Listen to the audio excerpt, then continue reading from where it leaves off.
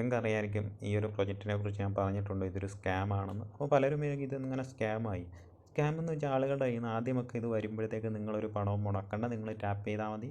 നിങ്ങൾ ചെയ്യുന്ന ആ ഒരു സംഭവം നിങ്ങളുടെ ആക്ടിവിറ്റി അനുസരിച്ച് നിങ്ങൾക്ക് കിട്ടും, അല്ലെങ്കിൽ നിങ്ങൾ മൈൻഡ് ചെയ്യുന്ന അത്രയും ഒരു ടോക്കൺ നിങ്ങൾക്ക് കിട്ടും. അങ്ങനെ പറഞ്ഞിട്ട് വന്നവരാണെങ്കിൽ കുഴപ്പമൊന്നുമില്ലായിരുന്നു. ഇതെന്ന് വെച്ചാൽ ഇവന്മാർ അവസാനം വന്നിട്ട് നിങ്ങൾ ഇത്ര എമൗണ്ട് മുടക്കണം, നിങ്ങൾ ഇത്ര കാശ് മുടക്കിയാലേ നിങ്ങൾ പ്രൂഫ് ഓഫ് ഹ്യൂമാനിറ്റി, ആ ഒരു സംഭവം എന്ന് വെച്ചാൽ പ്രൂഫ് ഓഫ് ഹ്യൂമാനിറ്റി ഇവന്മാർ കാണിക്കുന്ന വലിയൊരു സ്കാം എന്ന് പറയാം.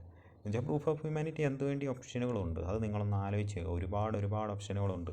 അപ്പോൾ ഏതെങ്കിലും ഒരു ക്യാപ്ച തന്നിട്ട് അത് ഫില്ല് ചെയ്ത് അങ്ങനെയൊക്കെയുള്ള സംഭവങ്ങളൊക്കെ ഉണ്ട്, നിങ്ങൾക്ക് അറിയാമായിരിക്കും. അപ്പോൾ ഇത്രയൊക്കെ ഓപ്ഷൻ ഉള്ളപ്പോൾ ഇവന്മാർ ഇങ്ങനെയൊക്കെ കൊണ്ടുവരിക എന്ന് വെച്ചാൽ നല്ലൊരു ഉടായ്പ തന്നെയാണ്. അല്ല നിങ്ങൾക്ക് ഇത് ഇവന്മാർ ഇല്ല, നിങ്ങളിപ്പം നിങ്ങളെ ഒരു 1000, 2000, 3000 സ്വിച്ച് ഉണ്ട്, 4000 സ്വിച്ച് ഉണ്ടെന്ന് നിങ്ങൾ ഈ ഒരു ടോണും മുടക്കിയാൽ $3 ടോണും മുടക്കിയിട്ട് നിങ്ങൾക്ക് കാര്യമൊന്നുമില്ല. ഇതൊരു 10 മില്യൺ യൂസേഴ്സ് ഉണ്ടെങ്കിൽ ഒരു 4 മില്യൺ ആൾക്കാരെങ്കിലും ഇത് ചിലവർ പൈസ ഇൻഫ്ലുവൻസർ ആകുമ്പോൾ അവർക്കൊക്കെ എമൗണ്ടുകളല്ലാതെ ഒരുപാട് എയർ ഡ്രോപ്പിൽ നല്ല രീതിയിൽ എമൗണ്ടുകൾ കിട്ടും. അവന്മാർക്ക് ഈ ഒരു $270 $3 ഒന്നും മുടക്കിയാലൊന്നും കുഴപ്പമില്ല. പിന്നെ സാധാരണക്കാരും ഇതുകൊണ്ട് 1000 സ്വിച്ച് ഉള്ളവരാണെങ്കിൽ അവരില്ലാത്ത കാശ് എവിടെ നിന്നെങ്കിലുമൊക്കെ മുടക്കി അങ്ങനെ ഇടുന്നവരുണ്ട്. പിന്നെ ഇതൊന്നും മുടക്കാതെ കഷ്ടപ്പെട്ട് ഇത് ചെയ്തിട്ട് അവസാനം പോകുമ്പോൾ എന്ന് വെച്ചാൽ അവർക്ക് നല്ല വിഷമമായിരിക്കും.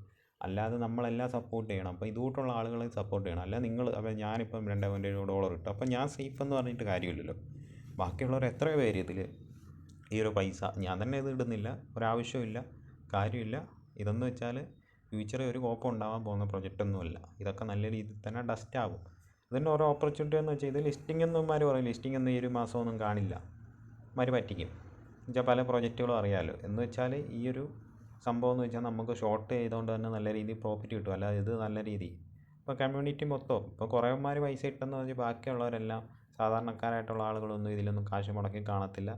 ഇനി സാധാരണക്കാരായിട്ടുള്ളവർ മുടക്കിയിട്ടുണ്ടെങ്കിലും അവർക്ക് ഈ ഒരു കിട്ടിയ എമൗണ്ട്, അല്ലെങ്കിൽ നിങ്ങൾ $2.7 മുടക്കിയിട്ട് തിരിച്ച് $2 തന്ന കാര്യമുണ്ടോ? അല്ലെ ആ ഒരു മുടക്കിയ ഡോളർ തന്നെ തിരിച്ച് തന്നിട്ട് കാര്യമില്ലല്ലോ.